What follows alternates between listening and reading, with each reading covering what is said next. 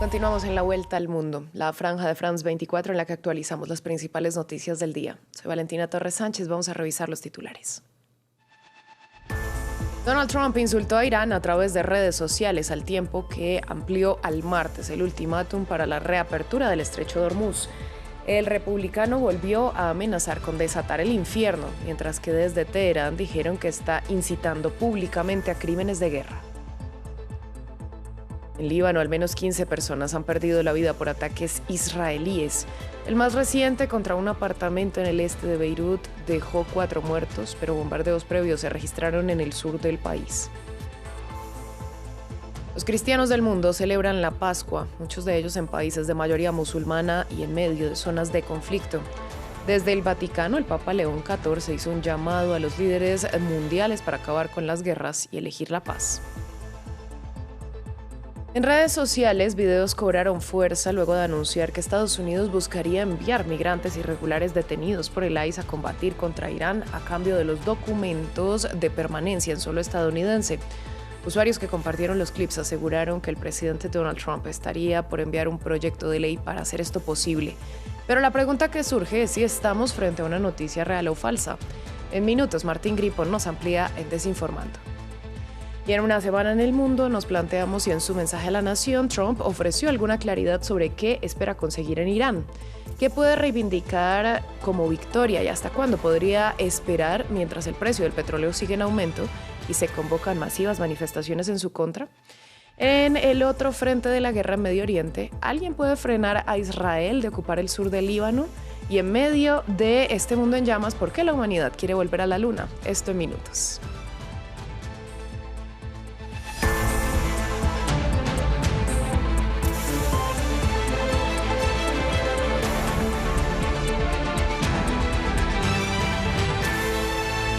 Comenzamos en Medio Oriente porque Irán respondió a las amenazas e insultos del presidente estadounidense Donald Trump. Aseguraron que sus palabras dan un indicio de una mentalidad criminal e incitación pública a crímenes de guerra.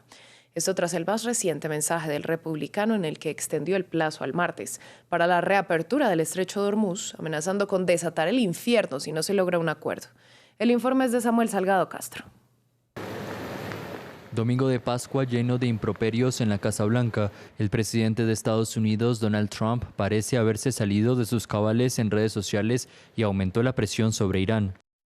El martes será el día de la central eléctrica y el día del puente, todo en uno en Irán.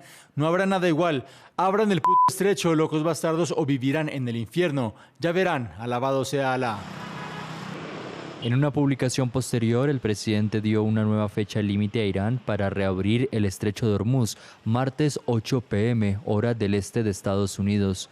Durante el pasado Viernes Santo había dicho que daba 48 horas a Irán para llegar a un acuerdo, es decir, hasta este lunes. Los insultos de Trump desataron la indignación de líderes demócratas. Un mes después de iniciar la guerra en Irán, esta es la declaración del presidente de Estados Unidos el domingo de Pascua. Son los desvaríos de un individuo peligroso y mentalmente inestable. El Congreso debe actuar ya. Pongan fin a esta guerra. Felices Pascuas, Estados Unidos. Mientras ustedes se dirigen a la iglesia y celebran con amigos y familiares, el presidente de los Estados Unidos despotrica como un loco desquiciado en las redes sociales. Amenaza con posibles crímenes de guerra y aleja a los aliados. Así es él, pero así no somos nosotros. Nuestro país merece algo mucho mejor. La reacción desde Irán no se hizo esperar, con una lógica que emula el ojo por ojo. La reacción de Irán sería de represalia ante cualquier ataque de este tipo. Nuestras Fuerzas Armadas han dejado claro que en caso de que la infraestructura iraní sea atacada, responderemos de la misma manera. Desde Teherán insisten en que Trump es un personaje inestable y que su país solo quiere perjudicar a sus enemigos. Parece que Trump se ha convertido en un fenómeno que ni iraníes ni estadounidenses son capaces de analizar por completo. En cuanto al estrecho, está abierto al mundo, pero está cerrado a los enemigos de Irán. Donald Trump ofrecerá una rueda de prensa el lunes con las Fuerzas Armadas estadounidenses desde el despacho Oval. Entre tanto, Trump anunció que el piloto de la Fuerza Aérea estadounidense rescatado en Irán está gravemente herido y comunicó que este lunes ofrecerá los detalles de la operación de rescate, que habría causado 5 muertos según los medios estatales iraníes. La República Islámica asegura haber derribado 3 aeronaves del Pentágono durante esa operación. Fue una operación de rescate que se convirtió en una carrera contrarreloj. El tiempo se agotaba para el piloto estadounidense, cuyo avión había sido derribado sobre Irán el viernes. El ejército estadounidense temía que fuera capturado, pero este domingo Donald Trump anunció el éxito de una operación de rescate. Lo tenemos, mis compatriotas estadounidenses. En las últimas horas, el ejército de los Estados Unidos llevó a cabo una de las operaciones de búsqueda y rescate más audaces en la historia de los Estados Unidos para uno de nuestros increíbles oficiales de tripulación, que también es un coronel muy respetado y a quien me complace enormemente informarles que ahora está sano y salvo. El piloto herido fue evacuado a Kuwait para recibir atención médica. La prensa estadounidense ha dado detalles sobre esta operación de rescate. Al parecer, el militar pasó varias horas en la cima de una montaña armado únicamente con una pistola. En algunos momentos utilizó su dispositivo de localización con la esperanza de no ser detectado por el gobierno iraní. Para rescatarlo se movilizaron varios cientos de militares y fuerzas especiales sobre el terreno, junto a cerca de una decena de aviones de combate. Aunque en contraposición, la Guardia Revolucionaria de Irán aseguró que logró derribar varias aeronaves durante la operación. La denominada operación de rescate del ejército de los Estados Unidos, que se planeó bajo la apariencia de una operación inmediata de liberación y huida, con el pretexto de rescatar al piloto de su avión derribado en un aeropuerto abandonado al sur de Isfahán, terminó en un fracaso total gracias a la oportuna intervención de las Fuerzas Armadas de la República Islámica de Irán. Se determinó que 2 aviones militares C-130 y 2 helicópteros Black Hawk del ejército de los Estados Unidos fueron destruidos. Según Donald Trump, no ha habido víctimas mortales entre las fuerzas estadounidenses, aunque el Pentágono señala que 2 aparatos resultaron dañados durante los combates.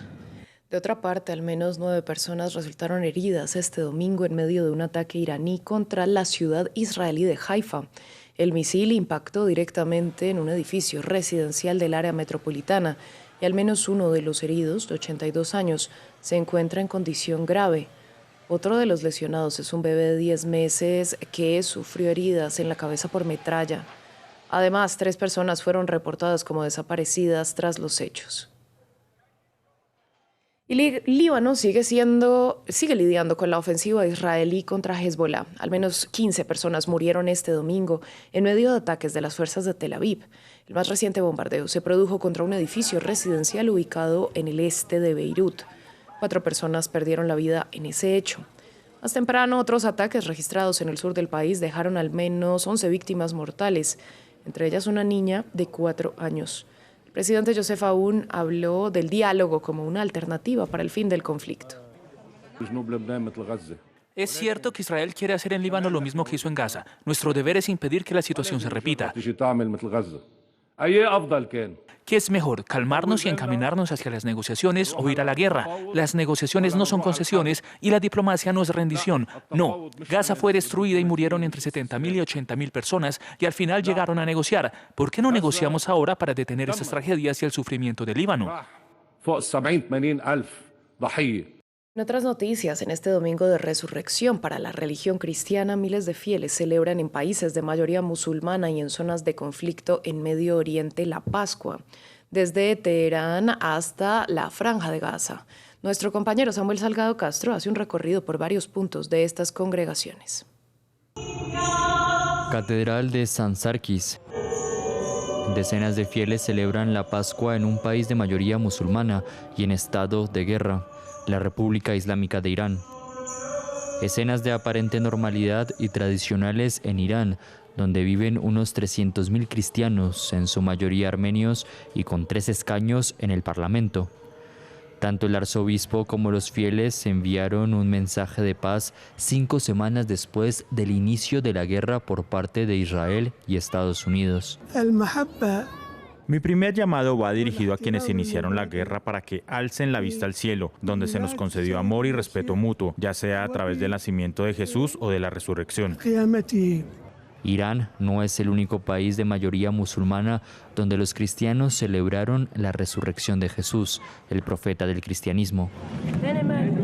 En Líbano, los niños juegan con los tradicionales huevos de Pascua, simbolizando la nueva vida, el renacimiento y la fertilidad.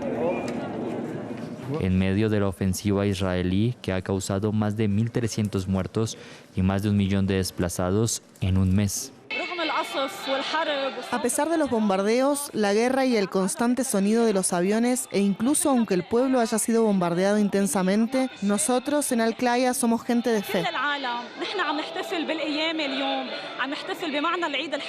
Estamos mostrando al mundo entero el verdadero espíritu cristiano. Un espíritu cristiano presente en varias zonas de conflicto, como aquí en la ciudad de Gaza. Tras el alto el fuego, esta es la primera fiesta en la que la gente siente alegría, a pesar del nudo en la garganta y la tristeza que aún persiste por el asedio y la matanza que continúa por doquier. En su primer discurso de Pascua en la Plaza de San Pedro, el Papa León XIV instó a los líderes mundiales a poner fin a los conflictos que asolan el mundo y a abandonar cualquier plan de poder, conquista o dominación. Desde su cuenta de X, Nicolás Maduro envió un particular mensaje con motivo de la Pascua. Esto cuando ya se cumplieron más de 3 meses desde su captura, tras la operación militar de Estados Unidos en territorio venezolano. Pueblo amado de Venezuela, hermanas y hermanos de nuestra patria, pueblos del mundo, en este domingo de resurrección, Cilia y yo queremos compartir una palabra de amor, de paz y de esperanza. Esta Semana Santa nos recuerda una verdad muy profunda: no hay resurrección sin pasión. Primero viene la cruz, el dolor y la entrega, pero después viene la vida nueva. Ahora vamos a México. Este domingo se realizó una protesta en Veracruz por el derrame de crudo en el Golfo de México. El incidente genera malestar entre los ciudadanos, quienes ven perjudicados sus medios de vida y por el riesgo de salud que implica. El gobierno anunció el sábado el retiro de 894 toneladas de hidrocarburos, 40 de ellas sacadas del mar. Ramiro Cueva Barberena nos amplía. Preocupación civil por el derrame en el Golfo de México. Los ciudadanos de Veracruz se movilizaron el domingo para protestar por la contaminación que generó el vertido accidental de crudo a lo largo de 933 kilómetros de costa, cifra dada por una ONG local. Los habitantes vieron afectados sus medios de vida. Estamos en plena Semana Santa. Nuestras lagunas siguen contaminadas. El día de ayer siguió arribando chapopote en las playas del Salado y los arrecifes. Vendía yo mi minilla, pescado frito y asado, pero ahorita estoy sin vender nada, porque pues yo soy una mujer viuda que murió mi esposo y no hay quien me apoya y yo me mantenía en mi negocio y ahorita en Cuaxa no compran, nada, no compran. También están en alerta por el deterioro progresivo de la salud de los locales. Vemos ahorita a nuestra gente enfermarse con dolores de estómago, náuseas, dolores de cabeza, y a poco eso es nada más producto de prácticamente por obra de magia. Obviamente no. Ahorita lo que tenemos presente es este derrame de hidrocarburos, que aunque ellos sigan negando y minimizando las consecuencias, pronto van a empezar a enfermarse las personas. El gobierno de Claudia Sheinbaum comunicó que 894 toneladas métricas de hidrocarburos habían sido retiradas, 40 de ellas sustraídas del mar. El incidente, según la versión oficial, ocurrió a principios de marzo, pero organizaciones ambientalistas basadas en imágenes digitales sostienen que el derrame inició entre el 11 y el 17 de febrero. Además, investigan las causas del derrame. Manejan la posibilidad de que se trate de una filtración natural o de una embarcación no identificada que aún no ha sido localizada. 2 embarcaciones cerca de la costa italiana recuperaron los cuerpos de 2 migrantes y rescataron a otros 32 tras el naufragio de la barcaza en la que viajaban desde Libia. De acuerdo con el testimonio de los sobrevivientes, se estima que al menos 71 personas se encuentran desaparecidas en el mar. Los muertos fueron trasladados a la isla italiana de Lampedusa. Esto en medio de las condiciones climáticas calificadas de difíciles por las autoridades meteorológicas, que han limitado la partida de pequeñas embarcaciones desde África con migrantes que intentan llegar a Europa. Mientras el mundo entero tiene puesta su atención en la misión espacial Artemis II, en esta misión analizamos la importancia del lado oscuro, del lado oculto de la Luna. Esta cara opuesta de nuestro satélite es objeto de especial análisis para los 4 astronautas de la nave Orión. Previamente hablamos al respecto con Catalina Urrejola, doctora en astronomía y divulgadora del Observatorio Nacional de Chile. Sí, bueno, Artemis va a sobrevolar, ¿cierto?, el lado oscuro de la Luna. Se espera que mañana, ¿cierto?, el día 6 de la misión. Y la idea básicamente es, hay un punto ciego que va a pasar justamente porque la comunicación desde la Tierra justamente se ve bloqueada por la Luna. Por tanto, va a haber unos minutos en que no vamos a tener conexión con Artemis. Se espera como que sea media hora aproximadamente. Entonces, es súper importante probar los sistemas de comunicación. Por otro lado, también el lado oscuro de la Luna presenta gran interés porque es un lugar más fósil, digamos, de la formación de nuestro satélite natural, que no se ve impactado por la radiación de la Tierra, por la influencia de la Tierra. Por lo tanto, se estudia, o una de de unos proyectos que se puede tener es que podamos instalar en un futuro, luego de que todo el proyecto Artemis se realice, la posibilidad de instalar telescopios, de instalar antenas para poder investigar el universo de una manera más limpia, porque ahí no tenemos atmósfera, por lo tanto no tenemos alguna barrera que nos impida capturar información crucial que nos permita develar cosas súper importantes del universo. Nosotros así llegamos al final de esta emisión de noticias, los dejamos con Desinformando.